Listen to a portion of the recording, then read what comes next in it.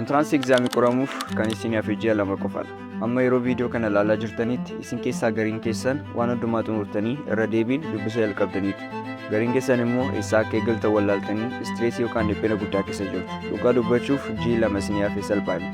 Guyyaa 60 keessatti seenaa jijjiiruun ni danda'ama. Akkamitti viidiyoo kana hanga dhumaatti ilaalu. Tooftaa ifa ta'e akkaataa entrance examiidhaaf ji'a lama keessatti ittiin qophooftan isinitti agarsiisa. Amma viidiyoo kana irratti immoo oduu gaarii fi barattoota bara kana entrance qoramaniif wanta baay'ee barbaachisaa ta'ee fi wanta baay'ee murteessaa ta'e waan sheer isinii godhuuf aga xumuraatti na wajjin tura.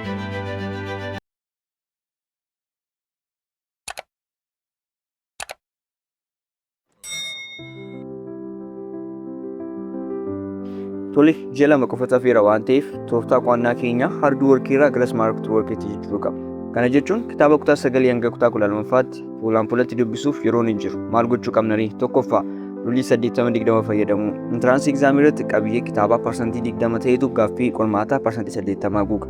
Kanaafuu boqonnaawwan gaaffii baay'ee qabatanii dhufan irratti more focus gochuun entrance exam salphaatti akka qophooftan isin gargaara.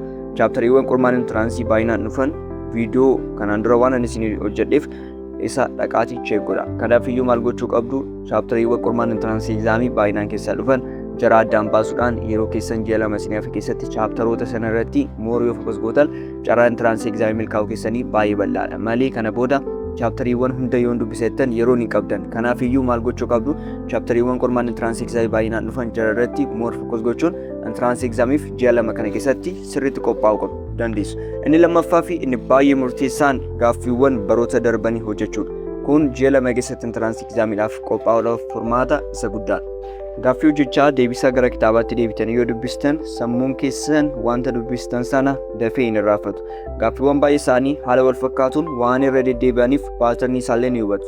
Inni kan biraa immoo yeroo itti gaaffiiwwan baay'ee shaakaltan entrance examiin akkamitti akka ba'ullee isin eega. Yeroo baay'ee entrance examiin akkaataa itti kilaasitti barannu osoo hin taane generally conceptually waan ta'uuf qormaanni isaa yeroo itti gaaffii hojjettan keessatti qormaanni sun illee akkamitti akka ba'u ni hubatu jechuudha. Kanaaf iyyuu gaafa entrance irra dhaqxanii teessan qormaata sana salphaatti hojjechuu ni dandeessu. Maaliif kanaan dura gaaffii entrance baay'ee shaakalaa waan turtaniif. Inni kan biraa immoo gaaffiiwwan entrance examii yeroo baay'ee bifa xiqqoo ishee jijjiirratu malee irra deebi'u. Kanaaf iyyuu kana immoo beekuu kan dandeessan gaafa gaaffii entrance examii shaakaltanidha. Amma akkasitanii gaaffii entrance shaakaltu taanaan entrance examii ji'a lama kana keessatti sirriitti qophaa'uu dandeessu. Inni kan biraa time managementidha. Dhugaadhumatti entrance examii darbuu yoo barbaaddan yeroo keessa sirnaan itti fayyadamtan ammadha. Ammarraa eegaltanii wantoota yeroo keessan guuban keessumaa sooshaal miidiyaa yeroo fi yoo dhaabdan gaariidha. Yoo isinii danda'ame immoo appilikeeshiniiwwan isin gargaaree bilbila keessan keessaa balleessuun furmaata isa guddaadha. Yeroo kanatti namoonni baay'een distraakti kan ta'aa jiraniif yeroo isaanii sirriitti akka hin fayyadamne wanta isaan godhu keessaa sooshaal miidiyaa. Ji'a lamaan kana keessatti wantoota isin fayyadne bilbila keessan irraa balleessaa. Yeroo keessan guutummaatti wanti isin kennuufii qabdan dubbisaa fi dubbisa qofaadha. Maaliif entrance examii ji'a lama booda fuuldura keessan jira. Sooshaal miidiyaa yoo ta'e ji'a lama booda deebitanii fayyadamuu dandeessu. Iddoo qormaata kana qoramtanii yeroo isin qabdan bal'aadha. Kanaaf iyyuu gammachuu har'aa dabarsaati horii keessaniif hojjechuun baay'ee murteessaadha jechuudha. Kanaaf iyyuu akka isiniin jedhe time management keessan irratti seeraan hojjechuun baay'ee murteessaadha. Waa'ee time management irratti viidiyoon an hojjedhe jira. Viidiyoo sana dhattanii YouTube chaanaalii kanarratti check gochuu dandeessu. Amma gara xiinsammuutti deebinu. Barattoonni baay'een qormaata entrance kan kufan qormaata sana hojjechuu dadhabanii osoo hin taane xiinsammuu isaanii miidhamuudhaan. Xiinsammuun keenya miidhamnaan carraan qormaata kana hojjechuu keenyaa baay'ee dhiphaadha. Dhiphinni humna keenya isin jalaa fixa. Nan kufas sodaa jedhu sammuu keessaa baasaa. Har'a qofa irratti hojjedhaa. Har'a qofa irratti gaafa hojjettan boruu waan ofii fidu ofumaati fida. Nuti dirqama keenya haa baanu. Hirriba gahaa rafaa, bishaan gahaa dhugaa. Of hin dhiphisinaa. Gaafa kana gootan qormaata entranceedhaaf stressii osoo hin qabaatin sirriitti qophaa'uu dandeessu. Waan dhiphattaniif wanta baay'ee cannaqamtaniif qormaata kana hojjechuu hin dandeessan.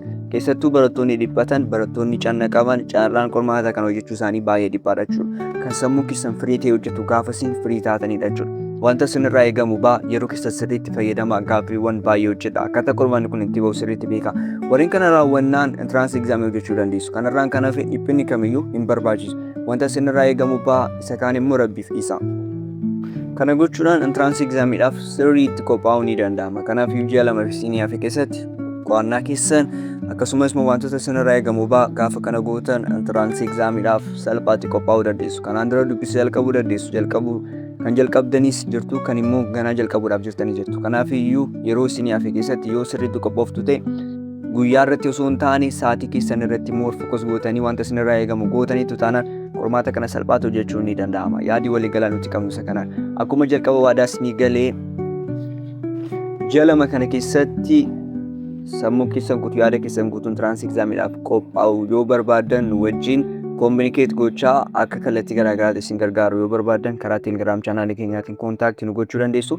Akkasumas immoo dabalataan piraayiveet kilaasii barattoota entiraansii qoramanii fi piraayiveet kilaasii qopheessinee kan barsiisaa jiru jirra. Innis immoo saabjektii Ingiliffaa fi Ikoonomiksii viidiyoodhaan warreen kaan immoo noottiiwwan garaagaraa qopheessuun akkasumas immoo gorsaawwan garaagaraa karaa barattoota ciccimoo kallattii garaagaraatiin barattoota bara kana qormaata entiraansii qoramaniif kallattii garaagaraatiin gargaaraa jira. Private class sana join gochuu barbaadan karaa teelegiraam chaanaalii keenya koontaaktii nu gochuu dandeessu. Haga xumuraatti waan wajjin turtaniif galatooma. Viidiyoo tan nuti wal agarruutti nagaatti.